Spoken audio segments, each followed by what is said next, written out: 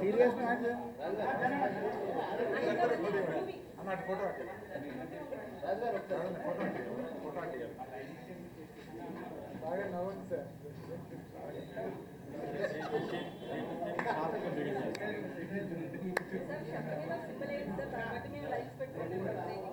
ఏంటిది ఏది కావాలుతుంది రాసుకో.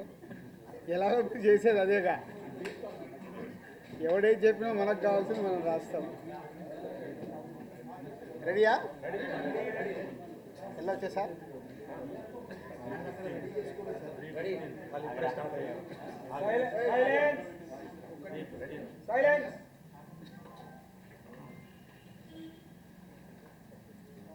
ఓకే, అందరికి నమస్కారం. ముందుగా సినిమాటోగ్రఫీ మినిస్టర్ దుర్గేష్ గారికి ధన్యవాదాలు. సో ఈరోజు వారు ఒక ప్రెస్ నోటు ఇచ్చారు. సో ఆ 9 days నుంచి జరుగుతున్న ఒక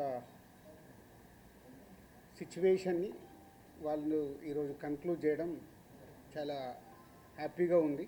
సో ఇది సినిమా ఇండస్ట్రీ తరపున, తెలుగు సినిమా ఇండస్ట్రీ తరపున ఒక నిర్మాత, ఒక డిస్ట్రిబ్యూటర్, ఒక ప్రొడ్యూసర్గా ఒక దిల్ రాజు వారికి కృతజ్ఞతలు తెలియజేస్తున్నాను. సో సమస్య ఎక్కడో మొదలైంది. సో మినిస్టర్ గారు ఇచ్చిన స్టేట్మెంట్తో అన్నీ సర్దుమణిగిపోయాయి. సో మీడియా మిత్రులకు కూడా నా కోరిక అదే, ఆ కన్క్లూజన్ గురించే కొన్ని క్వశ్చన్స్కి కొన్ని ఆన్సర్స్ కావాలి కాబట్టి ఈరోజు నేను మిమ్మల్ని కలవడం జరుగుతుంది. దయచేసి దీంట్లో మిమ్మల్ని నేను కోరుకునేది ఎలాంటి కాంట్రవర్షియల్ పాయింట్స్ కానీ ఇక్కడ లేని మీరు అడుగుతూ అది డీవియేట్ అవ్వకుండా చూసుకోవాలని నా రిక్వెస్ట్ మీ అందరికీ. పోతే ఇది ఎక్కడ మొదలైందంటే April 19 East Godavari distributors, exhibitors అక్కడ ఒక మీటింగ్ చేసుకున్నారు. అప్పుడు ఆ మీటింగ్లో ఎగ్జిబ్యూటర్స్ కోరుకోవడం జరిగింది, వాళ్ళకున్న ప్రాబ్లం చెప్తూ. సో ఇట్లా థియేటర్లు వర్కౌట్ అవ్వట్లేదు కాబట్టి మాకు పర్సంటేజ్ విధానం ఉంటే బాగుంటుంది అని.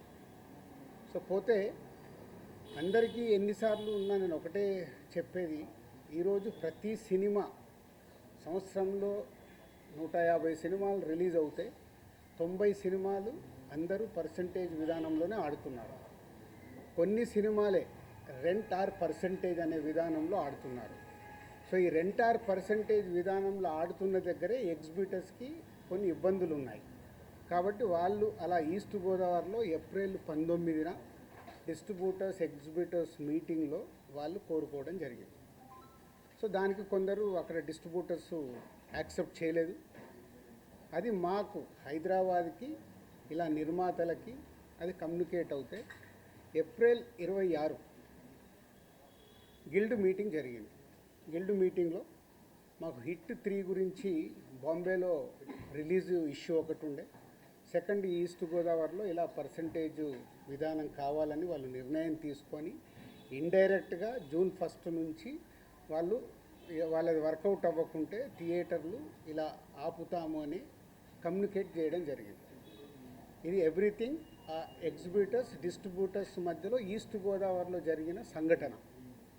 అది మా గిల్డ్కి వచ్చినప్పుడు గిల్డ్లో మేము ఉన్న వర్కింగ్ కమిటీలో ఉన్న ప్రొడ్యూసర్స్ అందరం ఏమనుకున్నామంటే వాళ్ళకి ఎందుకు వర్కౌట్ అవ్వట్లేదు, వాళ్ళని ఒక 6 months వాళ్ళకు వస్తున్న రెవెన్యూలు ఏంటి, వాళ్ళకు వస్తున్న ఖర్చులు ఏంటి, ఎందుకు వర్కౌట్ అవ్వట్లేదు, వాళ్ళని స్టేట్మెంట్స్ తీసుకొని రమ్మందాము. వచ్చినప్పుడు అది డిస్కషన్లోకి పెట్టి నిజంగా ఎగ్జిబ్యూటర్స్కి, ఎందుకంటే మేము అన్ని టెరిటరీలో ఉన్నాం, ఎగ్జిబ్యూటర్స్ కష్టాలు కూడా మాకు తెలుసు. ఎగ్జిబ్యూటర్స్ కష్టాలు ఏంటంటే మేము డిస్ట్రిబ్యూటర్గా ఉన్నాం కాబట్టి ప్రొడ్యూసర్ నుంచి డిస్ట్రిబ్యూటర్, డిస్ట్రిబ్యూటర్ నుంచి ఎగ్జిబ్యూటర్, ఈ 3 టెరిటరీలు ఒకరికి సంబంధాలు ఉంటాయి. డిస్ట్రిబ్యూటర్లుగా ఉన్నప్పుడు ఎగ్జిబ్యూటర్కి మేము ఇందాక నేను చెప్పినట్టు రెంట్ ఆర్ పర్సంటేజ్ అన్నప్పుడు ఫస్ట్ వీక్ బాగా రెవెన్యూ వస్తే రెంట్ ఇస్తున్నాము, సెకండ్ వీక్ కలెక్షన్ తగ్గిపోగానే పర్సంటేజ్ వస్తుంది. అది వాళ్ళకి కష్టమైనది, ఇది మా అందరికీ తెలుసు. దానికి సొల్యూషన్ మేము చాలా రోజులు అనుకుంటున్నాం, కానీ ఉన్న పరిస్థితుల వల్ల ప్రొడ్యూసర్స్ కూడా హ్యాపీగా లేరు కాబట్టి ఆ సొల్యూషన్ రావట్లా. సో అలా ఏప్రిల్ 26 గిల్డ్లో జరిగిన మీటింగ్ ద్వారా ఆ డిస్కషన్ అలా కంటిన్యూ అవుతే వాళ్ళని రమ్మని చెప్దామని అడగడం జరిగింది. సో ఇక్కడ అప్పుడు హరిహర వీరమల్లు అనే కళ్యాణ్ గారి సినిమా మే 11th అనుకుంటాను ఒక రిలీజ్ డేట్ వాళ్ళు అనౌన్స్ చేసింది, మేలో ఉంది. సో తర్వాత అది షిఫ్ట్ అవ్వడము, టెక్నికల్ వాళ్ళ వర్క్ వల్లనో దేని వల్లనో షిఫ్ట్ అవ్వడం. అది షిఫ్ట్ అయ్యేది ఎప్పటికీ డేట్ ఇంకా లాక్ అవ్వలేదు అనుకుంటాను, ఇన్ ఏప్రిల్ 26th టైంలో. తర్వాత అలా ఈస్ట్ గోదావరి నుంచి స్టార్ట్ అయింది, ఇక్కడ నైజాంకు కూడా వచ్చింది, నైజాం సింగిల్ స్క్రీన్స్లో. సో నైజాంది ఒక క్లారిటీ కోసం మీరు అందరూ మళ్ళీ నోట్ చేసుకోండి, ఫ్యూచర్కు కూడా ఉపయోగపడుతుంది.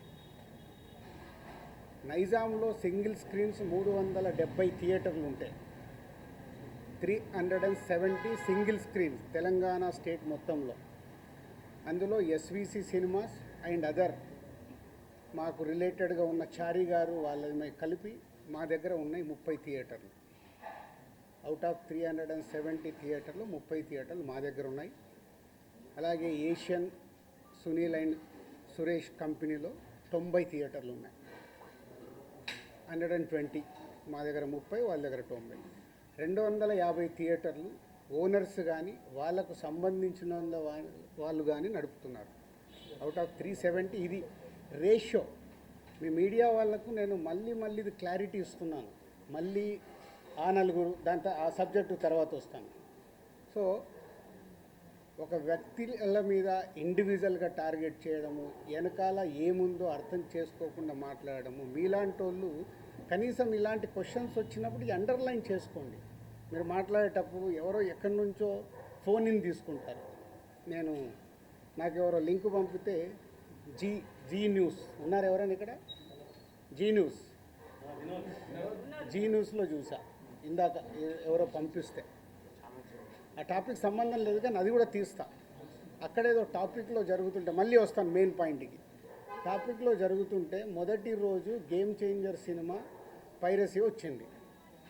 అది నిర్మాతకి నష్టం, నిర్మాత ద్వారా డిస్ట్రిబ్యూటర్కి నష్టం, డిస్ట్రిబ్యూటర్ ద్వారా ఎగ్జిబ్యూటర్కి నష్టం. అక్కడ ఒక ఎక్స్ నిర్మాత అంటున్నాడు, ఆ నిర్మాతనే ఇది పైరసీ చేసి ఉండొచ్చు. అంటే ఎంత నీచం. ఒక ప్యాషనెటిక్ ప్రొడ్యూసర్ నేను, నా సినిమాని నేను కాపాడుకోవడానికి ఫైట్ చేస్తాను అంటే ఎంత దిగజారిపోతున్నారు వాళ్ళు. మీడియాలోకి రావడానికా, మీడియా వాళ్ళు ఇచ్చే ఇంపార్టెంట్ కోసమా? అది అవసరం లేని టాపిక్.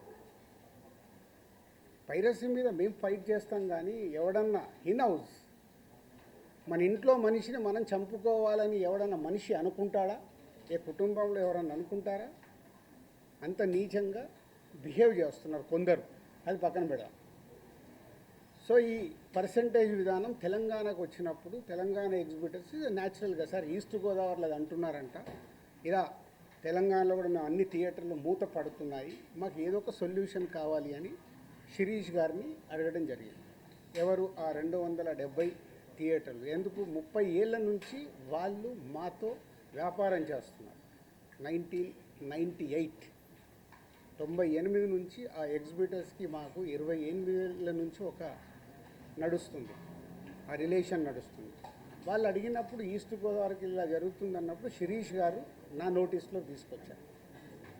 ఇలా నువ్వు ఛాంబర్ ప్రెసిడెంట్గా ఉన్నప్పుడు ఛాంబర్లో జరిగిన లాస్ట్ ఇయర్ నేను ఛాంబర్ ప్రెసిడెంట్, మీ అందరికీ తెలిసిందే. ఛాంబర్లో నువ్వు అన్నావంట ఎగ్జిబిటర్స్కి కూడా ఏదైనా కష్టాలు ఉన్నప్పుడు డెఫినెట్గా గవర్నమెంట్స్తో కూడా మాట్లాడి సాల్వ్ చేస్తామని. వాళ్ళు ఈ పాయింట్ అడుగుతున్నారు, ఈస్ట్ గోదావరిలో అడుగుతున్నారు. What will do? ఎగ్జిబిటర్స్కి ఏం కావాలో అడగడంలో తప్పులేదు. వాళ్ళకు ఉన్న ప్రాబ్లమ్స్ ఏంటి వాళ్ళని చేసుకొని కమ్యూనికేట్ చేయమనండి. ఎవరికి? ఛాంబర్కి కమ్యూనికేట్ చేస్తే అప్పుడు ఛాంబర్ నుంచి ప్రొడ్యూసర్స్కి లేదా గవర్నమెంట్కి ఈ టాపిక్ వెళ్తుంది.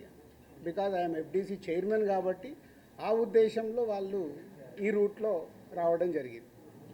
అది అయిపోయింది. సో నేను నా వెకేషన్ కోసం నేను హాలిడే వెళ్ళాను.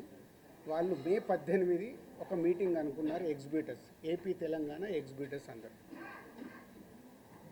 ఆ రోజు ఆ మీటింగ్ అయిపోయే టయానికి నేను లాస్ట్కి ఒక 15 నిమిషాల గురించి వెళ్ళాను. సో మళ్ళీ అది మీ మీడియా మిత్రులకు కూడా చాలా అవసరం ఇది. ఎందుకంటే ఆ టాపిక్ జూన్ 1 థియేటర్లు బంద్ అనేది ఫస్ట్ వేసింది మీరు. లోపల జరిగింది ఏంటి, వాళ్ళు అడిగింది ఏంటి, మీకు క్లారిటీ లేదు.